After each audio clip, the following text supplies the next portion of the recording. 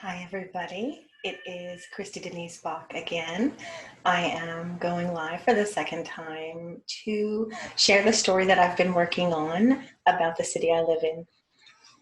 So first things first, thank everybody who watched the first video. That was so cool, y'all.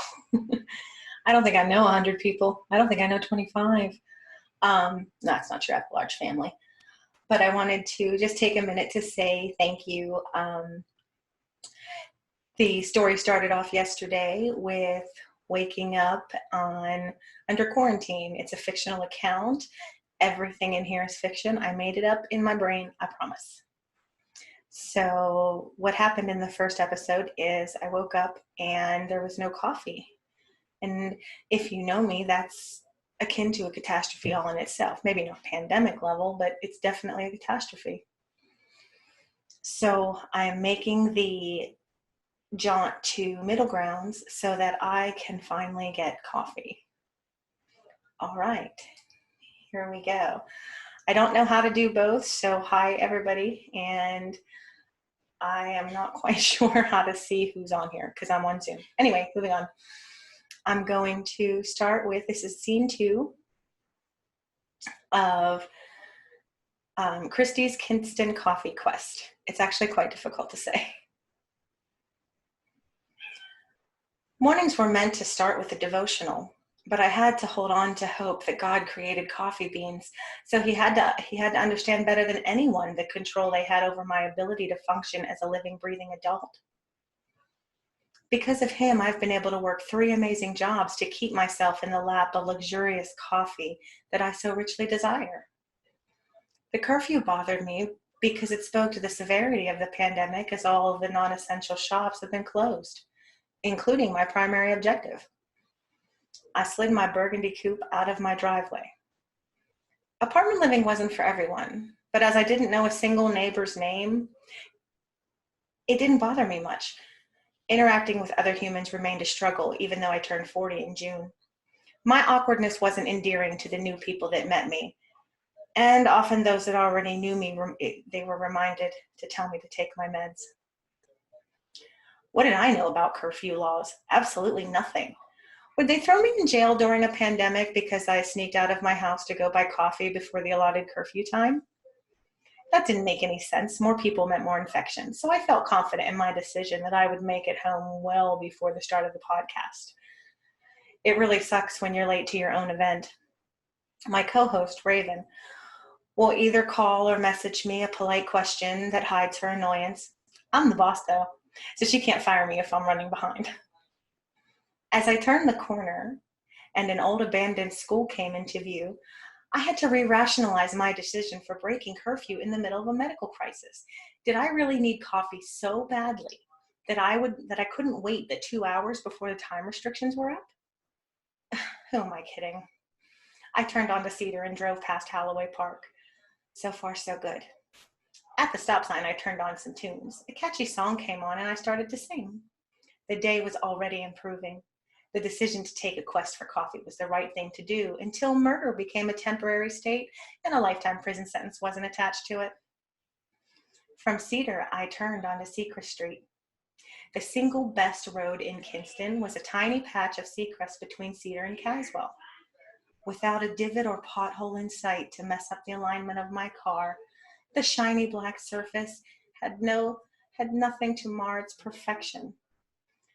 During my more adventurous moments, I envisioned myself driving down the center of the road like they did in an episode of Seinfeld when Kramer painted wide lines on the road. However, as I live in a world riddled with social anxieties, the thought of driving down the center of the road on purpose was enough to break me out in hives. Out of the corner of my eye, I spotted a white sedan.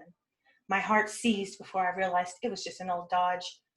I respect all members of law enforcement, but when I'm in the middle of breaking the law at 6:37 in the morning, I wanted to see none of them. It's not that I didn't love a man in uniform.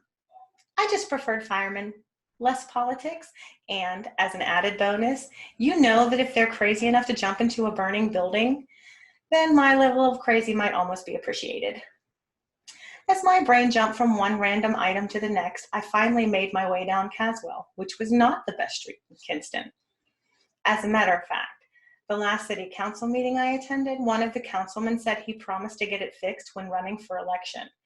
That's how terrible it is. Platform bad, because clearly the man won a seat on the council. That's when I saw the blue lights hiding between the ugly green vision of urban decay on the corner at the stoplight. Sugar honey iced tea. I couldn't just turn the car around. The road was too narrow. Also, there was no coffee behind me. Streaks of sunlight poked over the building as I slowed to come to a complete stop at the light. No sense in getting 2 tickets when one will do. The red light seemed to go on forever as I waited in anticipation to see what the cop would do. Did I mention that everything gives me anxiety? Before the light turned green, my palms were sweating, and the urge to jump out of my car and hide grew with each passing second. Was coffee really worth all this? My desperation wasn't deterred by rational thinking. The light turned green and I drove through it. The police car stayed where it was. I waited until I reached the next light to breathe a sigh of relief. It's a good thing it was close. I can't hold my breath for that long. The rearview mirror held my gaze as often as the windshield did. I'm a terrible criminal because I'm afraid of everything, and not one of those fears trumps coffee. The light turned green and I made my way through the intersection. The song changed to one I didn't love, so I just turned the volume down. Some songs are just irritating.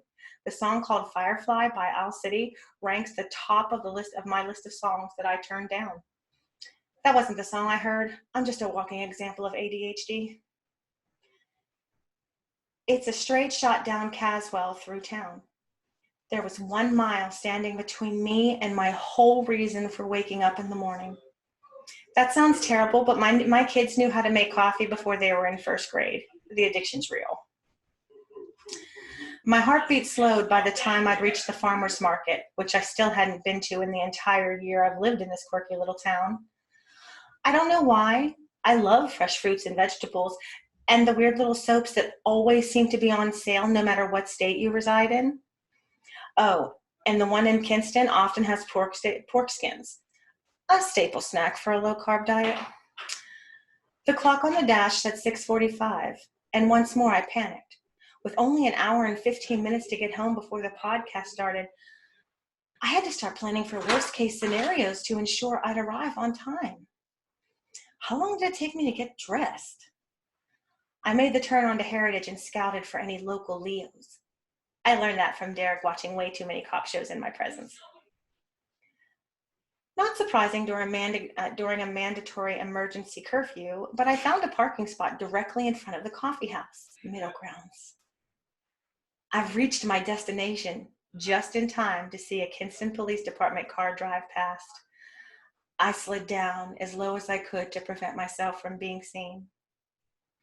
And that's it. I hope you enjoyed the 2nd episode of Kristy's Kinston Coffee Quest. I look forward to talking to you tomorrow night, where we will continue and you will see what happens. Have a wonderful day.